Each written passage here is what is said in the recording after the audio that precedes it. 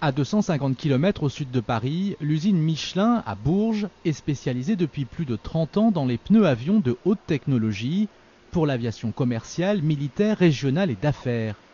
Et ces pneumatiques ont bien plus de contraintes que ceux que l'on trouve sur nos voitures.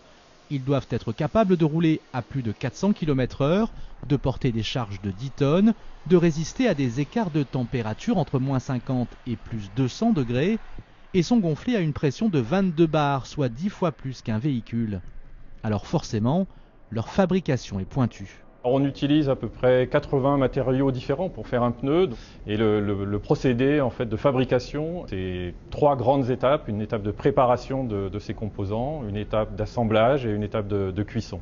À l'intérieur d'un pneu avion, on retrouve des câbles d'acier, des bandes de caoutchouc, des produits chimiques, du nylon ou encore de l'aramide. Sa fabrication est complexe. Elle s'effectue sur un cylindre rotatif dont la partie centrale souple peut être gonflée. Le premier élément appliqué sur ce cylindre est une bande de caoutchouc étanche à l'air.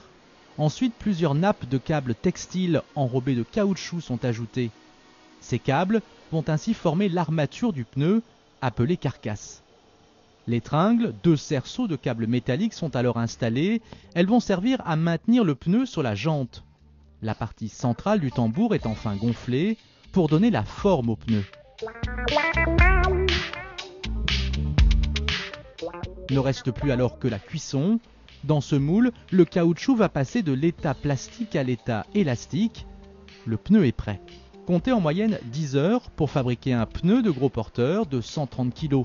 Et aujourd'hui, grâce à une nouvelle formule tenue secrète, Michelin vient de mettre au point un pneu dernière génération, le NZG. Si vous prenez le pneu de l'A380 là, qui est à côté de moi, par rapport à un pneu traditionnel, vous allez pouvoir obtenir 50% d'atterrissage en plus. Donc au niveau du poste pneu pour un avionneur, vous allez pouvoir en fait bénéficier d'économies assez substantielles. Un de ces pneus peut en effet effectuer jusqu'à 800 atterrissages.